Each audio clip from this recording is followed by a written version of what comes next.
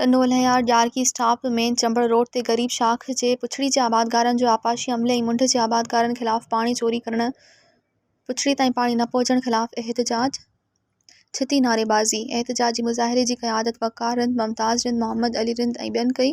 उन मौक़े ते आबादगारनि जो चवण हो त आपाशी अमलो पैसनि एवज़ मुंड जे आबादगारनि खे विकिरो करे रहियो आहे।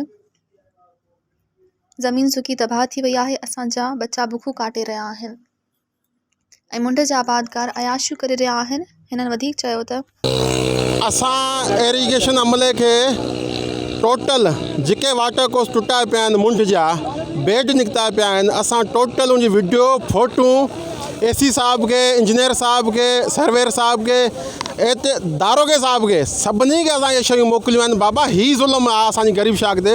टोटल वाटर कोर्स खुलिया पिया आहिनि, को हिकु वाटर कोर्स बि सरकारी माप ते न आहे।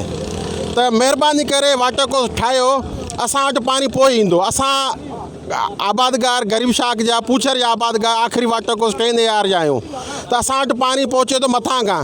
अगरि मथां जा टोटल वाटर कोर्स खुलिया पिया हूंदा त असां वटि पाणी कीअं ईंदो? हू असांजी ॿुधण लाइ तयारु ई न आहिनि।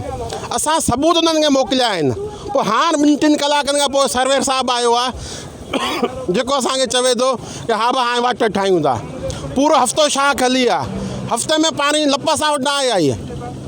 भई ॿुधण लाइ असां तयारु कोन्हे। मज़ीद ख़बरनि ऐं तफ़सीलात लाइ विज़िट कयो असांजी वेबसाइट www.awamiNewsHD.com ऐं ॾिसंदा रहो अवामी न्यूज़ HD।